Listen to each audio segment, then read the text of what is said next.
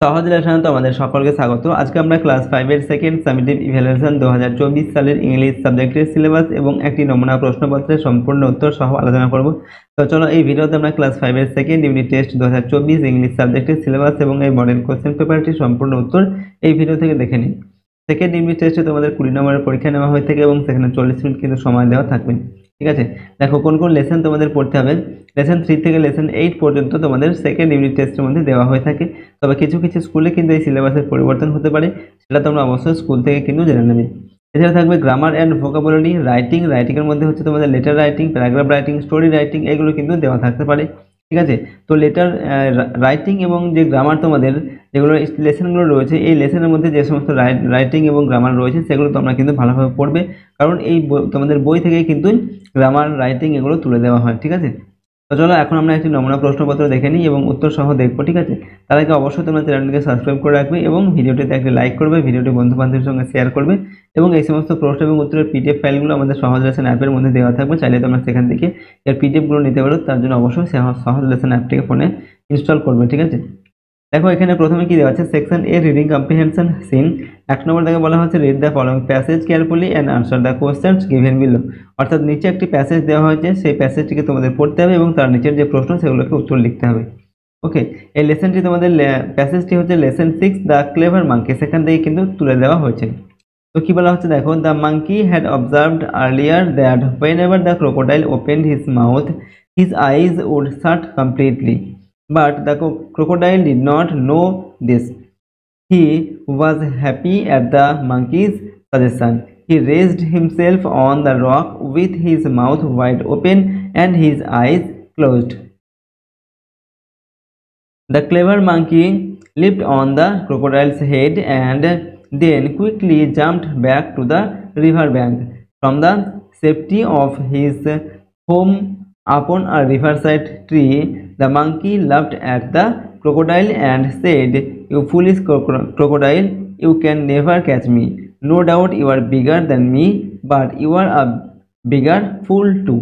ঠিক আছে, তো এই প্যাসেজটুকু তোমাদের দেওয়া হয়েছে। এখান থেকে দেখো কি প্রশ্ন দেওয়া হয়েছে। নাম্বার এতে দেওয়া আছে আনসার দ্য ফলোইং কোয়েশ্চেন্স। ঠিক আছে, নিচের প্রশ্নগুলোর উত্তর লিখতে হবে, প্রশ্নের মান 1 নম্বর করে।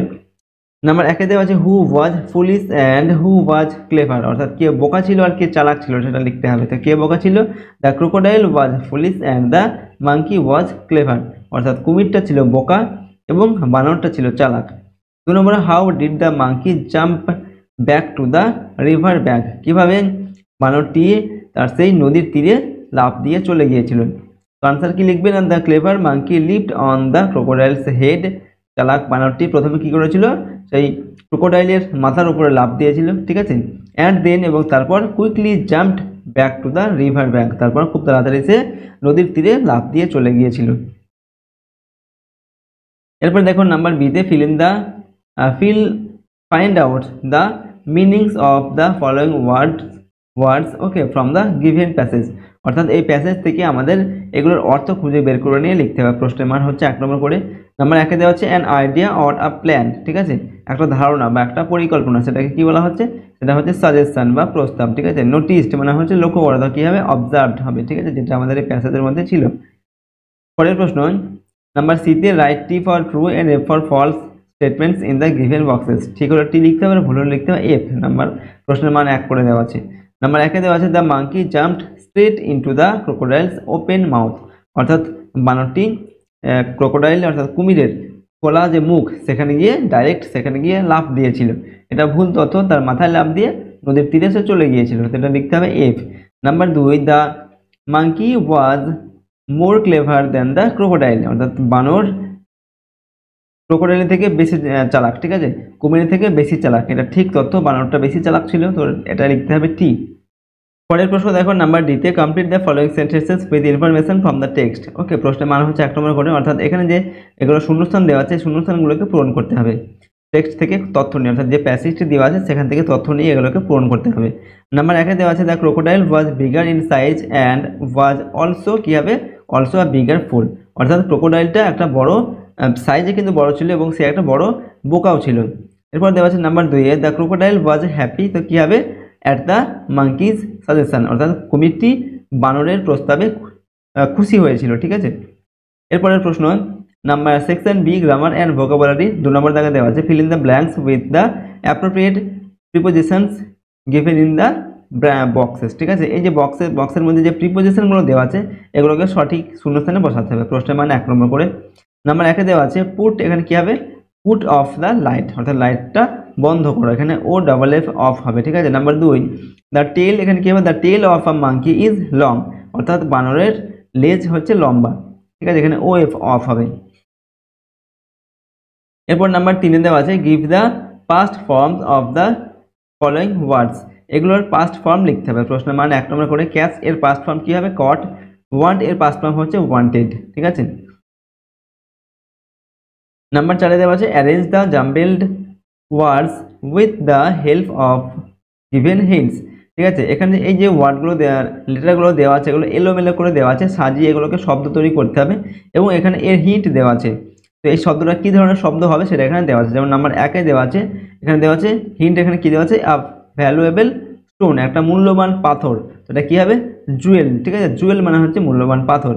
নাম্বার 2 এখানে বলা হচ্ছে হিন্ট কী দেওয়া আছে a look only for a moment, অর্থাৎ এক মুহূর্তের জন্য দেখা, সেটা কি হবে গ্লিম্পস হবে। ঠিক আছে, GLIMPSE।